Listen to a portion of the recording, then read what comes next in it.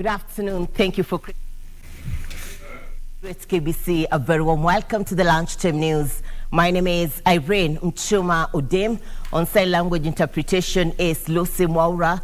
It is the 10th day in the month of December 2022. A Tech and Innovation Summit has kicked off at the Kenyatta International Conference Center. The Cabinet Secretary for ICT has just briefed the media on the issues at the KICC. This as Gladys Mungai is on that bit. We'll be getting the details later on.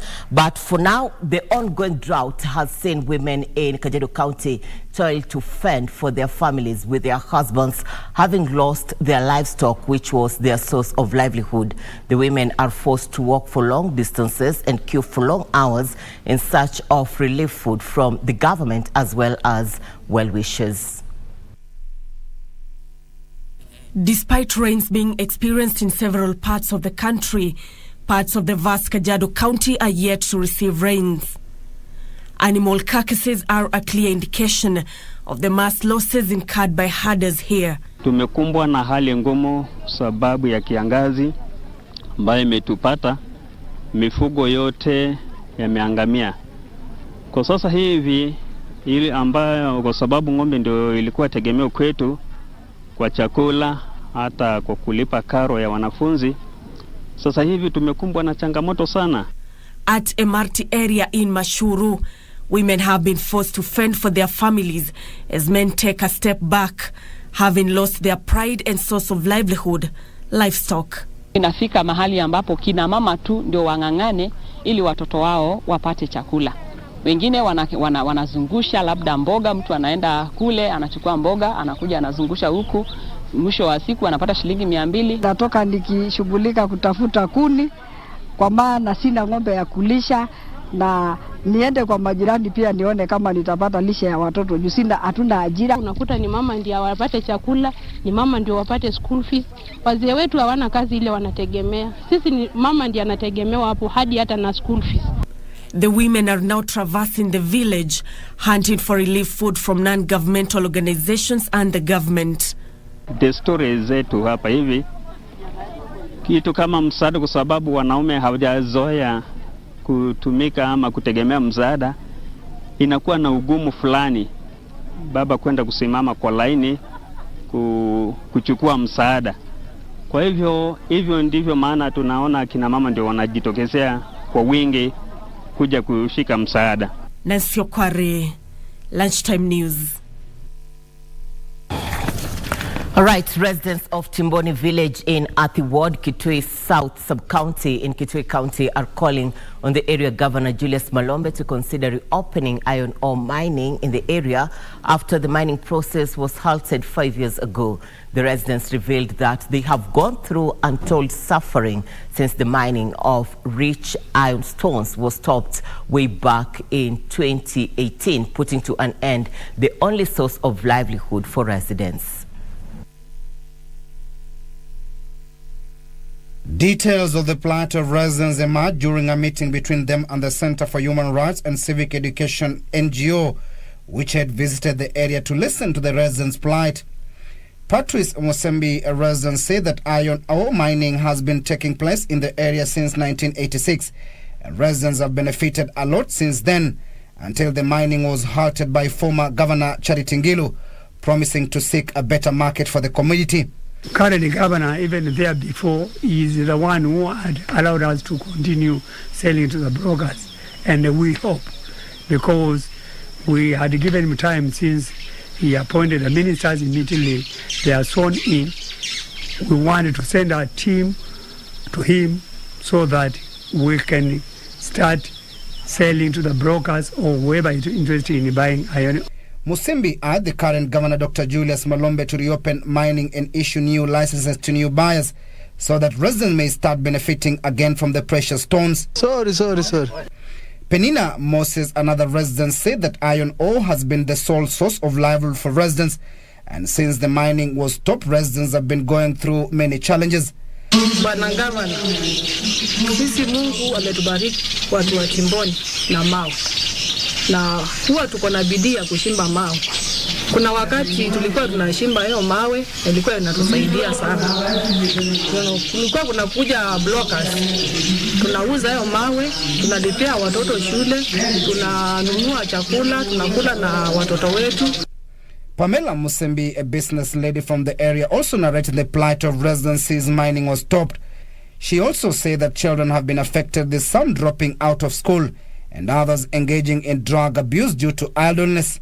Tangu mawe yasimamishwe na brokers ikatazwe kuingia, tumekuwa na shida nyingi sana kwa ajili ya kwa kuwa mawe imesimama na hakuna mahali pengine ambapo tunaweza kupata pesa ambazo zinaweza kutusaidia kulipia watoto wetu. Timothy Kipnosu for Lunchtime News. Narok County Governor Patrick Ntutu has disbursed a total of 370 million shillings bursary to needy students in the county. Ntutu said the kitty is vital in supporting learners from poor and vulnerable backgrounds who could not afford to pay school fees. According to the governor, the bursary will be given on the basis of population in the respective wards, with the most populated wards getting up to 15 million shillings, while the least will get 5 million shillings. Our MCS na mimi tulijagua kamati kwa kila polling station watu 5. Hawa ndio wametuletea wale watoto ambayo tunajua wanahitaji usaidizi katika kaunti yetu.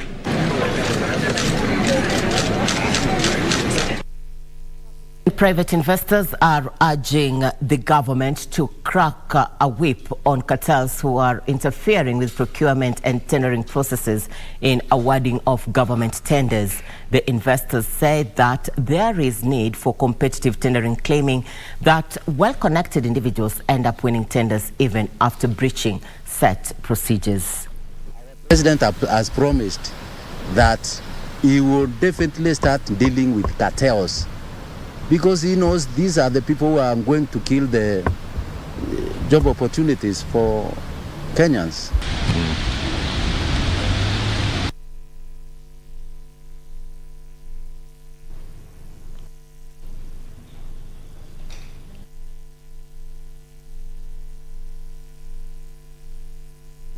All right, so you're watching the Lunchtime News. World Cup Eco KBC was post team say that KBC team has delivered on our social media platforms. We are interacting you on issues regards to yesterday's beat where we had Argentina and Netherlands playing the match that so many Kenyans interested on either side, and all the same, Lionel Messi of PSG was able to make it for the Argentina team. That makes it for Argentina to make it to the top 4 ahead of the finals, which will be taking place next week. But in other news, Technical Vocational Education and Training Institution TVET are still holding the key to ending unemployment in the country. Speaking at a graduation in Cascade Institute of Hospitality in Thika Town, TVET Deputy Director Joseph Kanyi noted that the training institutions, both private and public, have ensured young school leavers get jobs in the informal sectors. He said the government has embarked on a plan to complete stalled technical training institutions in the 290 constituencies across the country. His sentiments were echoed by Cascade Institute Principal Joan Mayo, who stressed the need for learners to take up technical courses to address growing number of jobless youth.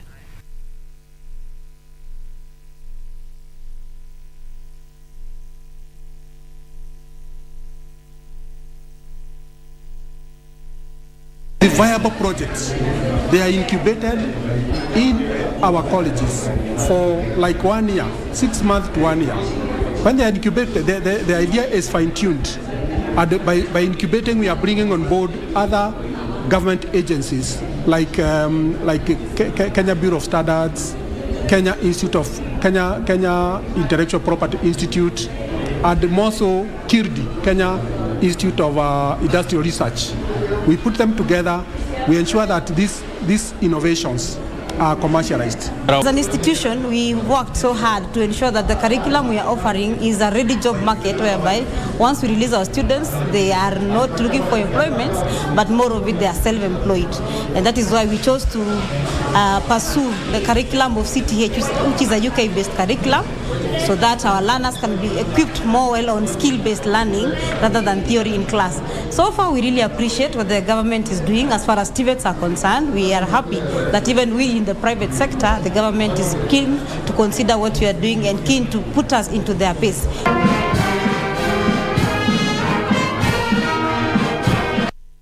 To health concerns, a section of scientists and researchers from Kenya and Uganda has initiated a program to understand causes and cases of flu vaccine uptake in vulnerable communities.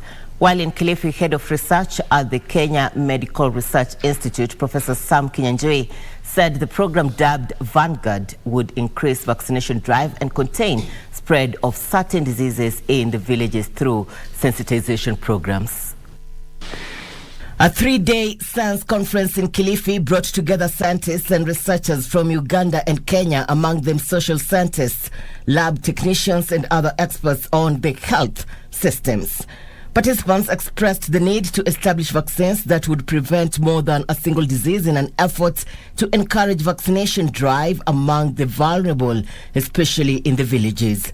Kuambukizwa kwenyewe hatujaelewa kabisa, lakini tunajua kwamba mwili ni ule mmoja. Kwa hivyo ukiambukizwa na ugonjwa mmoja na ukiambukizwa na ugonjwa wa pili, na pia huku tunakuchanja dhidi ya ugonjwa wa tatu, hatujaelewa kabisa vile kule kuambukizwa kunaweza kuathiri uwezo sasa wa ile chanjo kukukinga na ule ugonjwa wa kwanza. According to the experts, there are certain diseases that can be contained if people in the villages have access to vaccines. Ule ugonjwa ambapo unaibuka unachukua rasilimali nyingi sana kupingana nao. Kwa mfano, tuliona wakati wa hiki kimbuga cha COVID, rasilimali zote za serikali ambazo zilikuwa zimetengewa afya zilianza kuelekezwa kupigana na COVID, kumaanisha kwamba huduma zingine ambazo zilikuwa ni za muhimu zilianza kupungukiwa na pesa. The program dubbed Global Research Health Groups on Vaccines, Vanguard, which is funded by National Institute for Healthcare Research, would also enhance accessibility and effectiveness of vaccines in Uganda and Kenya.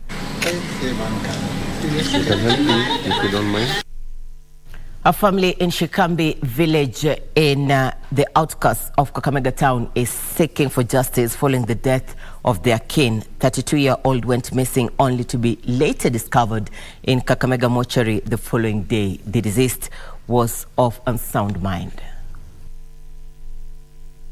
Grief and sorrow has engulfed Shikambi village in Kakamega County as the family of Godfrey Odunga is yet to come to terms with the sudden demise of their kin, whose body was found dumped in Kakamega mortuary. Nilichukua jukumu kutoka kwenda kutafuta. Nitafuata ako nje peke yangu, sikuona mtoto. Nikarudi nyumbani nikawaambia mtoto mwenye amefuata mwingine hayuko. The 32-year-old father of one who is said to be of unsound mind went to visit one of his uncles in Navaholo and reportedly confused his homestead, ending up intruding into a stranger's compound in Shinoi village. Ripoti wakaniambia wewe ukitaka mtoto wako utafutie police station ama mochari. Mtoto wako ameuawa. Mimi nilitoka kwangu nikatafuta pikipiki nikaweka mafuta wakaniletea hospitali. Nikaingia mochari nilipata mtoto wangu amekufa. The relative's father alleged that it is while there that neighbors descended on him after they suspected of him being a cattle thief, leading to his untimely death. Walipiga nduru, watu wakakuja, kawa watu wako mara mbili, huyu ni wazimu, huyu ni mwizi. Ikawa fujo pale kidogo, lakini kabidi familia wafanya nini wamalize, tukaonjwa paka pale mtoto aliuliwa. Nyumba Kumi officials in the area called on vigilance and cautioned the residents not to take law into their hands. Tuko na shida. Area ya Kakamega tuko na shida, wa vijana wanauawa ovyo ovyo. Kwa hivyo ningesi wananchi, mkiona mtu ambaye mmemshika, oje kwanza ndio mpeleke kwa sheria ifuate mkondo wake. Mtu akiwa akili pungwani lazima awe kusikilizwa na kuhojiwa. Sisi ambaye tuko wazee, tuko na watoto. Wewe unafanya mnaye mtoto mwenzako, wako akifanywa hivyo utasikiaje? Trevor Ngendo for Lunchtime News. Busia County Governor Dr. Paul Otuoma clashed with Teso North Member of Parliament Oko Kaunya over the agitation to create Teso County. Governor Otuoma stated that the former Busia Governor, Sospita Ojamong, ruled for 10 years peacefully without any push to split the county of Busia. He has termed the proposal unacceptable, saying the push for creation of Teso County might cause conflict among the residents. Kaunya had stated that the creation of Teso County will attract more resources from the national government to spur development in the region.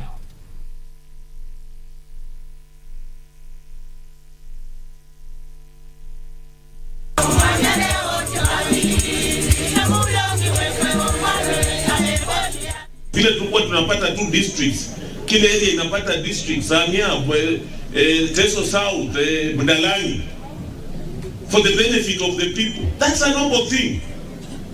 But this agenda ya kuanza tu ati 2 months down the line, munaanza kugawanya watu, it is not acceptable. Wateso Waluya hawana shida. They are one people. These are my ministers. Tumekuwa nao. Even when Ojamong was a governor, we were together in opposition. It's a noble thing, but don't hide it under a guise ya kuanza kuleta uhasama kwa watu.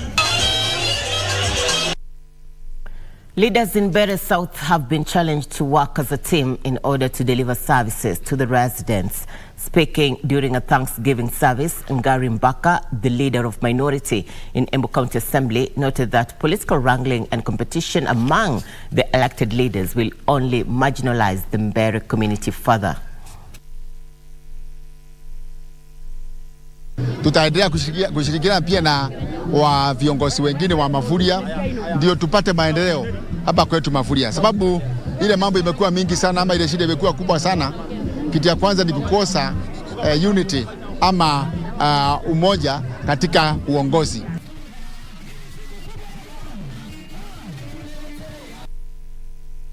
Overcoming addiction to alcohol can be a long journey and at times seem impossible. The addiction does not just affect the addict, but it also affects their families and loved ones. Ruth Nyambura narrates her recovery process to our reporter, Pauline Nasimio. At a tender age of 22 years, Ruth Nyambura Kiarie became an alcoholic. Excessive drinking became a lifestyle that cemented her relationship with fellow alcoholics. And for more than 8 years, Miss Kiarie has been battling addiction, often finding it difficult to separate reality from fantasy. It has not been an easy journey, but nimeweza, I've been able. So I'm glad and hopeful that I'm going home, a recovered person. But her salvation came in the form of a residential treatment facility at Njoro Sub-County in Nakuru. It was while confined at the Beyond Love Rehabilitation Center that she slowly changed her ways. This place to come here and, change my life. An addict really needs a lot of love because we are always pushed around and we are never helped. Beyond Love Rehabilitation Center founder Ms. Virginia Modhoni says while it's important to be open and honest about one's concerns over a family member who is an alcoholic, it is vital to remember that one cannot force someone to stop abusing alcohol. Modhoni, who is also a counselor and psychologist, calls on parents to avoid emotional appeals that may only add to the troubled alcoholic's feelings of guilt and increase their compulsion to drink. I'm urging our community and the government and the families to come together and let's work together to help mental health. Because when we help mental health, we will have a new generation. Pauline Nasimio for Lunchtime News. And this is a big one. In journalism, we say all of us are colleagues. Now, former KBC News anchor Safina Cheng Oma was among journalists feted during the 2022 Human Rights Journalism Awards that was held last evening. The story that highlighted the talents of street children who are often ignored for lacking potential was aired on KBC Channel 1 TV and emerged the best in the TV category. The competition is second year, recognized excellence in journalism reporting on human rights and gender stories. TV category is Serafin Achieng.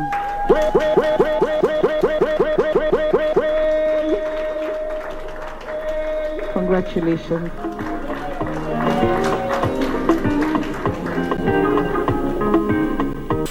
But we sit here in celebration, and there's many reasons to celebrate as there are journalists in this room tonight. And the stars of the evening, of course, and we must celebrate them, are those amongst us who at the end of the day are going to walk home with trophies and awards. This is just to sort of like push me to go out there and do more, tell stories about those who are voiceless in the society, and of course just focus more on telling stories about human rights and just opening up this whole space for them to get help and to get their plight highlighted. So not to settle, because the world depends on us. If we do not tell these stories in the best way that we can, nobody will.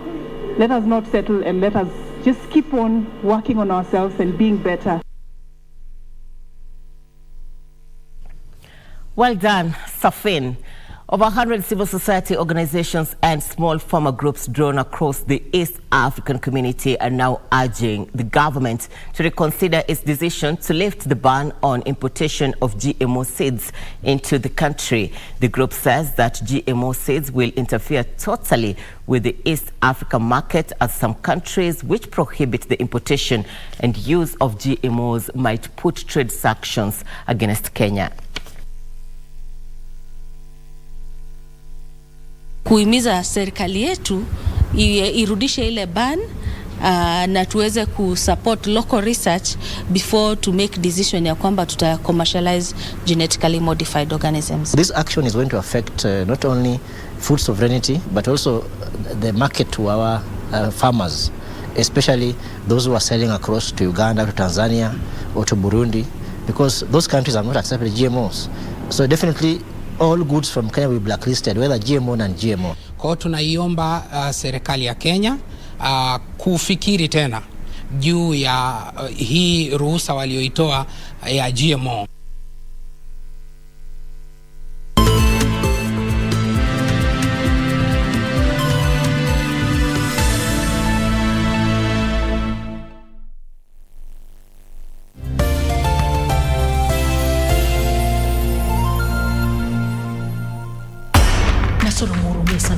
Haya yote anayopitia hata mimi mama yake siwezi. Na wewe Sanura alivyoona kiburi, utasema ni santuri.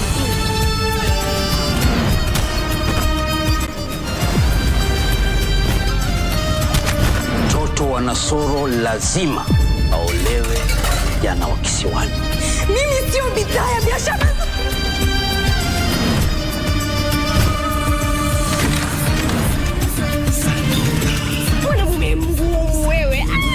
Sanura ni mke wa mtu kwa sasa.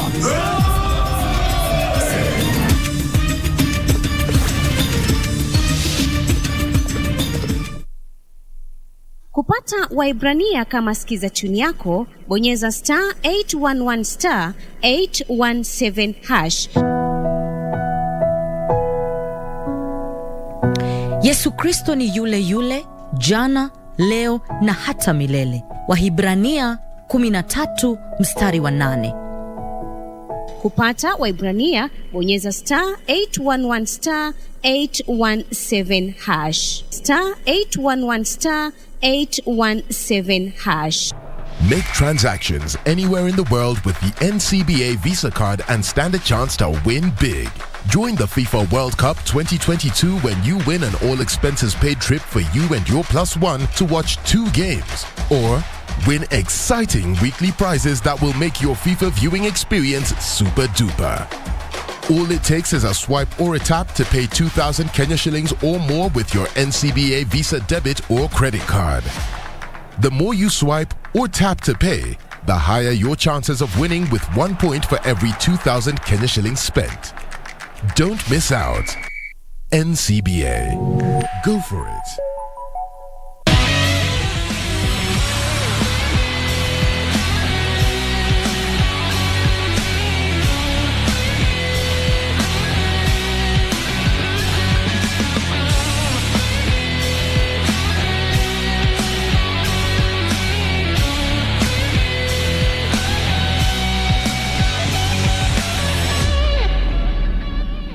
Feel the excitement. Relish every moment. Get 1.5 GB at 50 bob. Valid for 3 hours.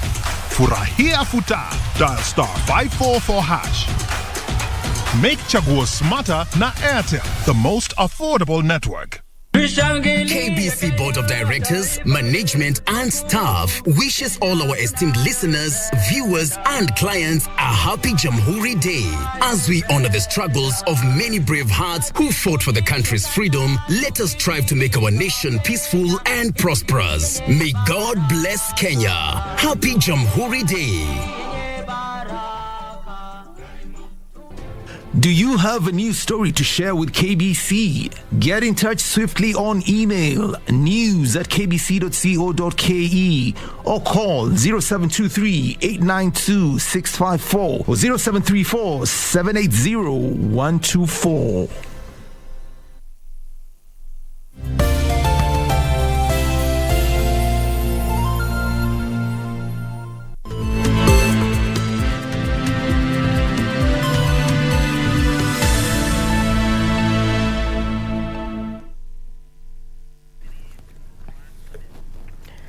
Welcome back. You're watching the Lunchtime News. Continue interacting with us on all our social media platforms at KBC Channel 1. Parents in Mwaka village of Gatundu North, Kiambu County are up in arms over alleged laxity by local administration in containing substance abuse that has turned their sons into zombies. Most parents, especially women, say tens of formerly productive youth are wasting away, which is also hampering economic development in the area with drastic reduction of manpower. For Justina Mwihaki, a mother of 5 living with her son, a university dropout who is battling addiction, says this has been the most disturbing part of her life. Eric Njuguna, a once bright and hard-working boy, is no longer living and his ambitions are lost to substance abuse. Mimi ninataka nisaidiwe kabisa, juu kijana ndio tu niko naye, uwe mwingine alipass 2019. Sasa vijana wa hapa Mgalili hakuna hawaowi juu wamemalizwa na pombe na bagi. Mtu akikuwa mtu mzima akijielewa anaingia kwa hiyo maneno. Elsewhere, residents of Marsabit County are calling on the government and other well-wishers to intervene by supplying relief food to the locals who continually go without food due to the prolonged drought. The residents say the food supply by the government is not enough, even as they are the employed members of their community to be part and parcel of the initiative of saving lives. Kwa maana hapa kwetu ni kiangazi. Mali yote imeisha. Pali sasa imefika hata binadamu anaweza kukufa juu ya nje. Elderly people wameadhirika sana na wamama wenye wananyonyesha na wale wenye ni wajawazito. Meanwhile, Laikipia County Governor Joshua Irungu now says that his administration is determined to bring change in the health sector, particularly by equipping all hospitals in the county. Speaking after making an impromptu visit to Nyahururu General Hospital, Irungu regretted the congestion witnessed in different hospitals in the county. Our men's ward, which has been so much congested for a long time, and therefore we are going to decongest that, and so that we can also give space for our men, and by giving so, this is a high time we are seeking our people in Laikipia County and probably even the neighborhood, because we don't observe any borders when we are giving the health services. Finally, the Ethics and Anti-Corruption Commission has identified county governments as the most affected by the fake academic document saga. The commission said that it was currently investigating tens of senior staff in various counties due to questions on their qualifications levels. We have investigated various cases of fake documents, and we liaise keenly with the Qualification Authority of Kenya. We also liaise with Commission of Higher Education and the respective universities.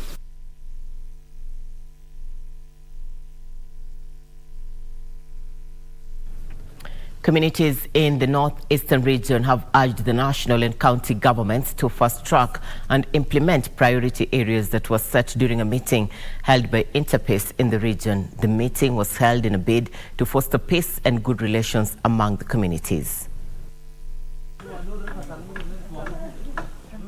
In a meeting that brought together Mandera, Wajir and Garissa communities, the residents raised land resource-based conflicts as the main issue across the borders. Mandera County has experienced livestock raids, cross-border attacks and retaliation played out among large pastoralist clans in the past decade. National Cohesion and Integration Commission NCIC Commissioner Abdi Aziz Farah insisted on the need to have collaboration between all sectors so as to have peace and development among the communities. We want to continue working together in that close collaboration to make sure that our county remains cohesive, peaceful, so that we can achieve development in this county. Interpeace Vice Chair Matthias Tifel highlighted that the concerns raised by community members in the region need local solutions as they can only offer support. Some of the issues were enormously ambitious, like for example managing the land issue between those who need land for pasture and for cattle and for camels and sheep and goats, and those who need land for the expanding city of people who settle down and for buildings and for... This is a very long-term thing. Some you can settle and organize here at your level. Others will need the collaboration of the government actively. The communities agreed to maintain peace come 2023 as they also set priorities for the year. Kiambu County government has launched a 100 million shillings universal healthcare that is expected to cover 1 million people in the county. According to Governor Kimani Wamatangi, the Kiambu administration will partner with the National Health Insurance Fund, NHIF, and other stakeholders to see the success of the initiative. He called upon community health volunteers to harmonize their services in the ward level and work together with the officials from NHIF to ensure they register a high number of residents. Ukikuja na kitambulisho utapewa kadi, ni bima yako sasa. Enda sijisimamie. I'll be in engagement with NHIF, our regional rep, together with the other representatives in Nairobi. We will be in an extended discussion on how to ensure that even the monthly payments, we have a formula for dealing with so that our people don't fall out.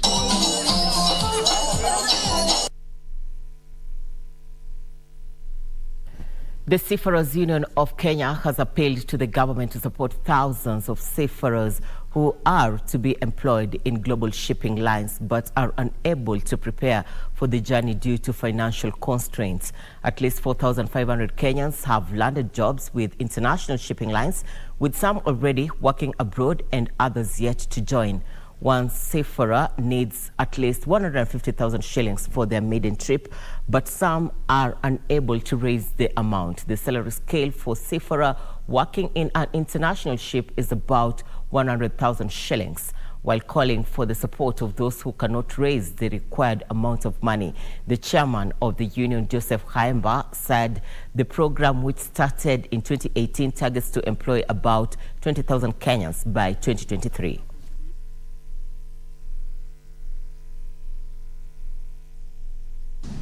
Lakini wakati unapochukuliwa kwenda kazini kuna gharama yenye atakana ugharimike, sio?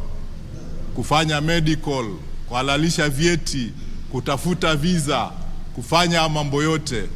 Tulikuwa tunaomba kama serikali itaingia zaidi kushughulikia hili swala, kwa sababu watu wengi wamepata hizi nafasi wamechaguliwa kwenda kazi, lakini financially inawaleta chini. Wengine wanakosa mpaka kwenda, wengine meli zao zinawaacha, wengine wanashindwa kibadilisha tarehe, of which it's not good and it's not pleasing. Mimi ningependa kwamba serikali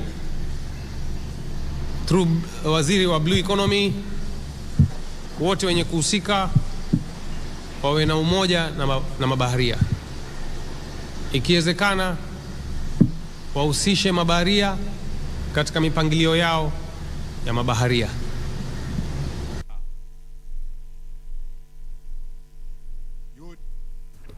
Gesusu Sub-County Hospital in Masaba South has received a donation of medical infrastructure from Aga Khan Foundation that will tremendously boost service delivery at the rural health facility.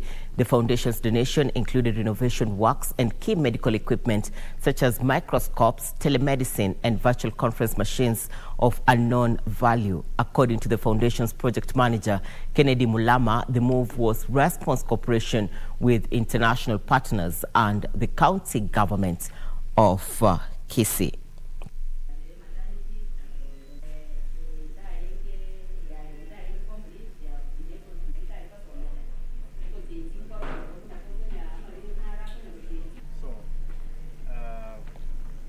Today we are here at Gesusu Sub-County Hospital, Nyaribari Masaba Sub-County, to receive the equipment that has been donated to us by the Aga Khan Foundation, a project that we have been with since 2018. So many healthcare service providers across the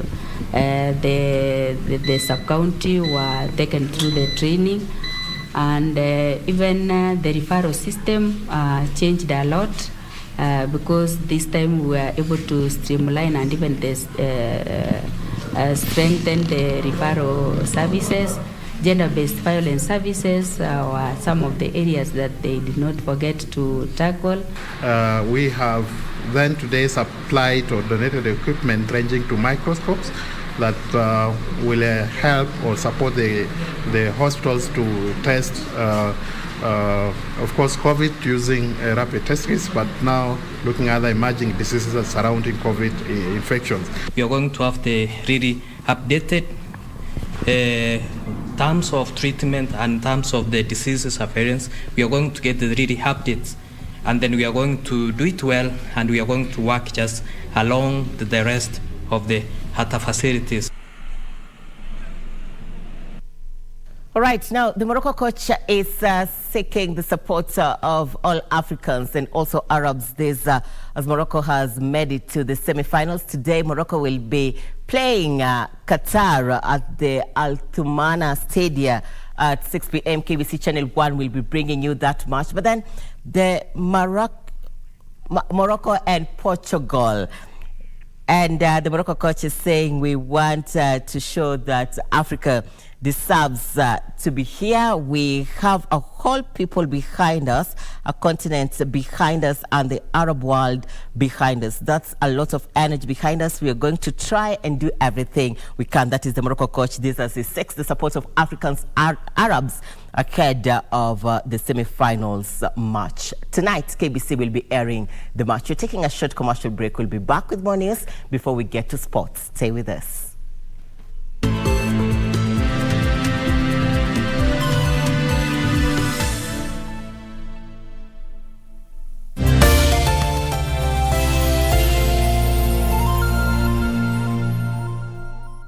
Kupata rudisha pesa za Masai kama sikiza tune yako, bonyeza *811 *962 hash. Iko mudu nasirisha mimi sana. Nasikia? Sema okay? Kama semi achukui, mimi napeleka pesa benki. Nafika benki, napatia pesa, alafu mtu mwingine nakuja na sema nataka loan, napatiwa ile pesa. Sasa mimi nashinda. Kwani mimi naleta pesa yangu wewe napatia mtu mwingine? Kupata rudisha pesa za Masai, bonyeza *811 *962 hash. *811 *962 hash. Next on Pakani. Nasikia wase hivi tunakuanga wadedi. Tatu ni polisi kama sisi. Chini. Katana and this. Hit the market. Nataka mjifanye nyinyi watalii doing some shopping. Baby, can you take a picture of me? Nice. Ibra, go undercover. Tafuta place utafiti in. Baba, nitakujazia hilo nzima. Foreign Kibet. Witness analysis. Madam, uko sawa? Utakuwa sawa. Uko serious? Mbona umesimama? Engage! Bwana kabisa! Return to base. I repeat, return to base.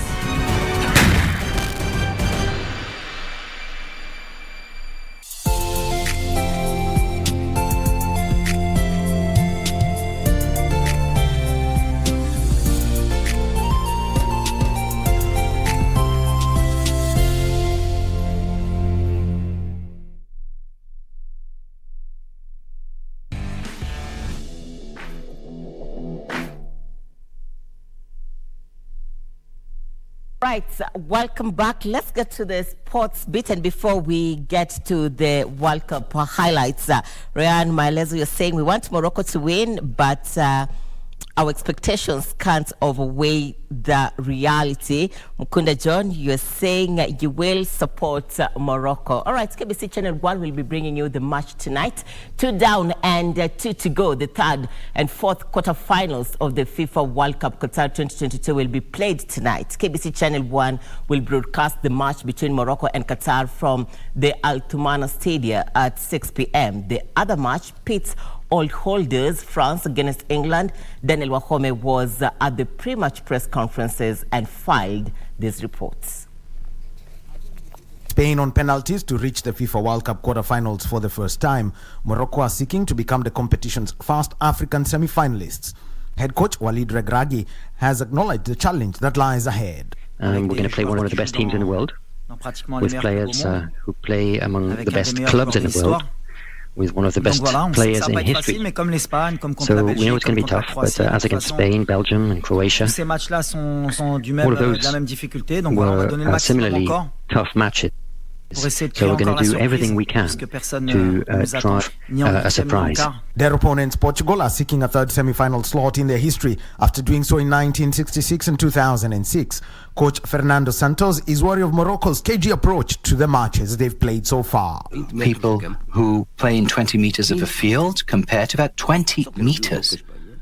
Only if you didn't watch the game with Spain, or if you didn't watch the game with Croatia, for example, but you won't realize the good quality this team has, which is not only offensively, they have a very strong team in the defensive because they play in a very small part of the field.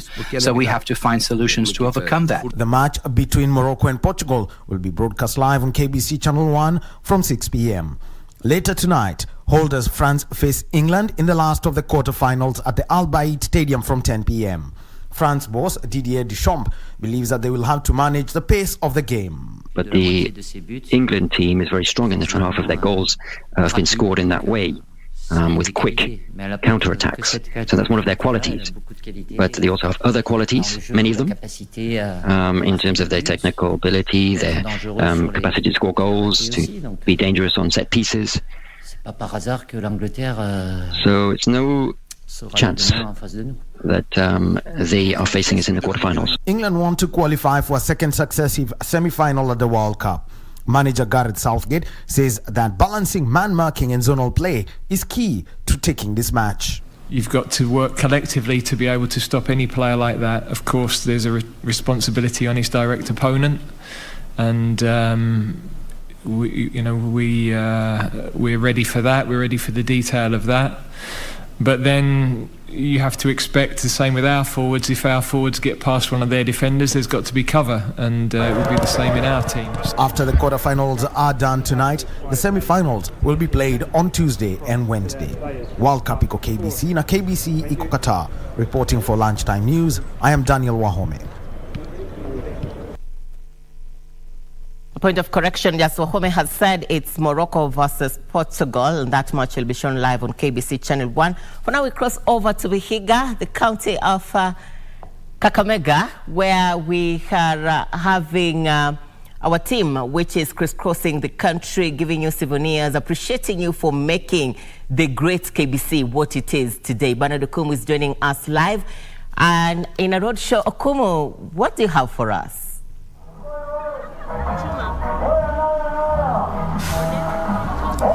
Yes, thank you so much, Irene, Muchuma, and indeed we are live in Kaimosi, where the KBC SportPesa World Cup caravan has just made its stop. As you can see just behind me, if Lydia Sandy Kupan and just show you what's going on at my back here. It is the SportPesa World Cup caravan where KBC, this is like the seventh stop. Of course, we began in Nakuru, went to Eldoret, Kakamega, Bungoma, and so made stops in Busia and Homa Bay. And the last two quarterfinals, of course, the last 3 days we've been camping here in Vihiga Vihiga County, of course, with all sole purpose of affording or according the football enthusiasts or fans here a chance to watch the ongoing and unfolding events in Qatar. And of course, the two quarterfinals yesterday, KBC Channel 1 as well as SportPesa giving the football fans a chance to watch the match beating Argentina against Holland. Of course, Argentina winning through penalties after 2-2 draw. And tonight is another chance again for Luanda residents, so football fans in Luanda and the larger Vihiga County, to witness as Africa's sole representative in the competition, that's Morocco, will be taking on will be taking on Portugal. And it will be an interesting encounter, of course, having known that Africa has never gone past the quarterfinals, or African team has never advanced past the quarterfinals in the last editions in the history of the World Cup. A couple of fans here milling around me to just express how KBC has accorded them chance, and also what's their thought and what's their prediction as far as the results of these matches concerned. Eddie and his friends will be telling me what they be looking forward to. Eddie, hujambo? Sijambo. Yeah, let me hold it for you. Okay. So yes, today's match between Portugal against Africa representative Morocco. What will be what's the stake? What's involved here? Okay, for me, concerning today's match, I'm for Morocco because we support Africanity. We are Africans, and I know the formation that is here is sponsored by the Morocco team. I know they will do us marvelous, and they will beat Portugal. You know, and I do pray for good to be the players to be composed towards achieving a common goal, which is ensuring that African team goes forward and also reaches the finals. Yes, and even wins the World Cup. That's what I meant, that it reaches the finals and to the winning of the World Cup. That's my views. Yeah, and a very good thing that's happening in your backyard in Kaimosi right now. KBC is showing this match live. For all those who want to attend, they should come to Luanda Market. What do you make of that? Okay, on that, for us, we are comrades, and we could even ask, instead of putting it in Luanda, you could have just bring it at Kaimosi. But now it's Luanda, so we urge you and your friends to go to Luanda today. Okay, there is no problem, but the major issue no major issue. So football, we urge you and your comrades to come to Luanda Market from 6 p.m. That's the final kickoff. What's your name, Caribia? I'm Simon. Yes, Simon. Morocco against Portugal. What's your take? Mine is Morocco. You're going with Morocco. I'm going with Morocco. You think how they played against in the last 16 against Spain with that level of play, you know, they can nick it against yeah, they will make it. Portugal ilipiga Switzerland 6-1 bana. That doesn't make it that it will beat Morocco. Yeah, football fans here feeling happy. Hujambo? Jambo. Yeah, what's your name? I'm Arthur. Arthur, you're a resident in Kaimosi, right? Yes. Where are you putting your money, Morocco against Portugal? Morocco. Yeah. Again, why do you have confidence in them? Because we are African, you should just support our African teams. Who is African apart from the color? No, who is an African? How do you describe an African?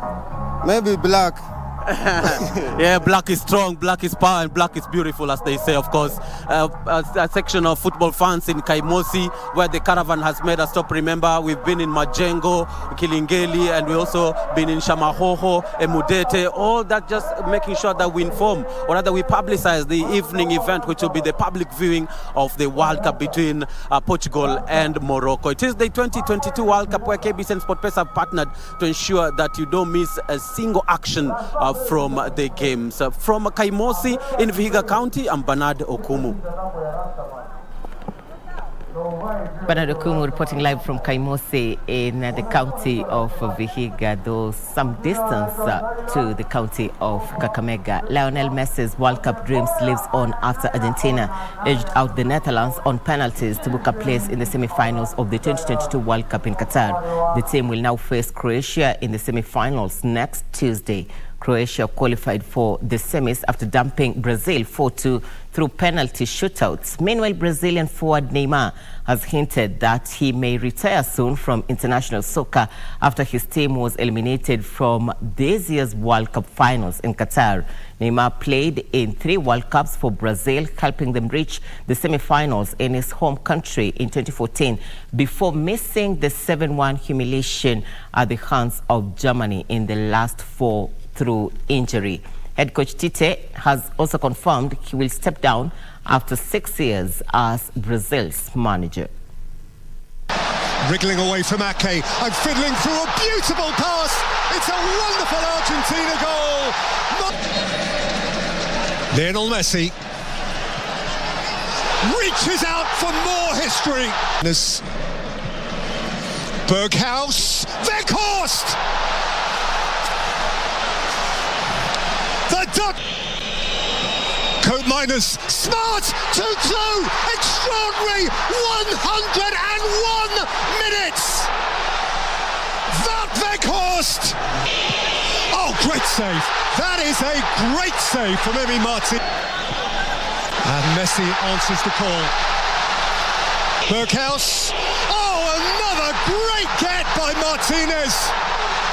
Enzo Fernandez has dragged it wide. And the drama.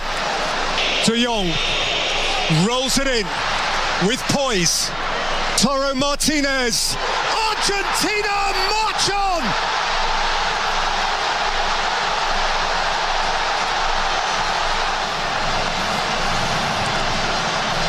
It was not his.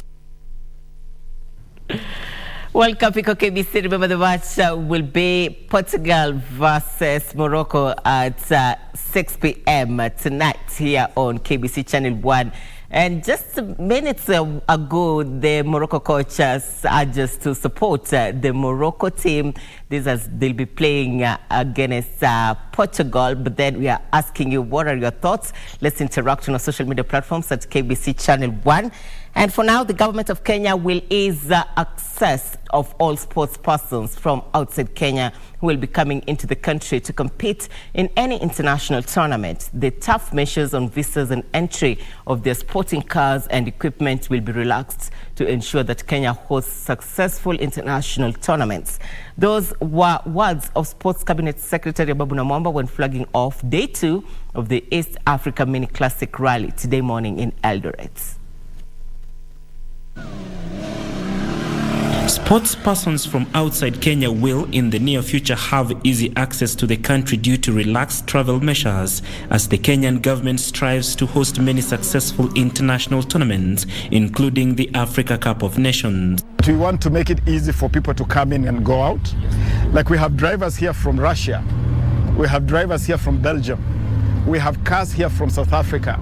We want to ease how they come in through relaxed visa requirements, not being too strict in terms of the entry of their cars or the entry of their their equipment. This will also come with heavy investment in sporting facilities, which are at the moment in a very poor state. Our infrastructure is not up to scratch. It's actually a shame. We have already started actually. The process of audit has already started. But even as that goes on, we will start preparations. The government will also not let go of the immense talent in the country. CS Namwamba calling on stakeholders to support the talent growth. We are creating a web. This web will scout locally. This web will scout globally. We are also going to scout for our Kenyan boys. Wherever they are across the world, we'll bring them here to be part of this renaissance of Kenyan football. Kenya will also look upon sporting legends to support the upcoming youth so as to create lineage of talent that will never break. CS Namwamba was speaking this morning when flagging off the second day of the East Africa Mini Classic Rally in Eldoret. The rally will end tomorrow with the final entertaining stage of Singore covering 198 kilometers.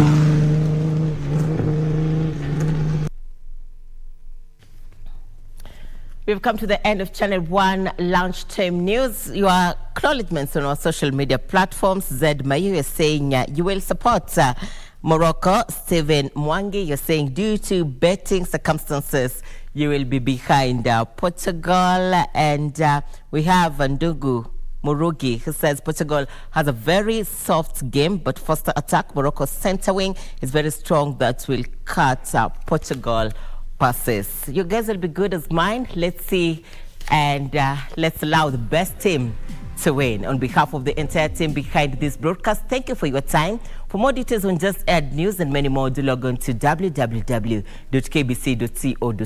My name is Irene Muchuma. On sign language interpretation is Lucy Mwaura. Good afternoon.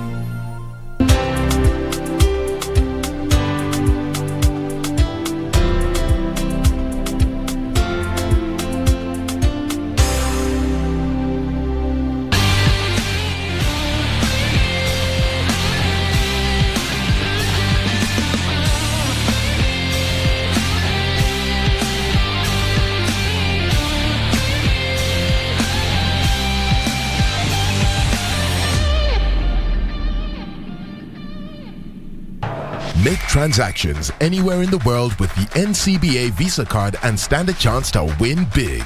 Join the FIFA World Cup 2022 when you win an all-expenses-paid trip for you and your +1 to watch 2 games. Or win exciting weekly prizes that will make your FIFA viewing experience super duper. All it takes is a swipe or a tap to pay 2,000 Kenya shillings or more with your NCBA Visa debit or credit card. The more you swipe or tap to pay, the higher your chances of winning with 1 point for every 2,000 Kenya shillings spent. Don't miss out. NCBA. Go for it.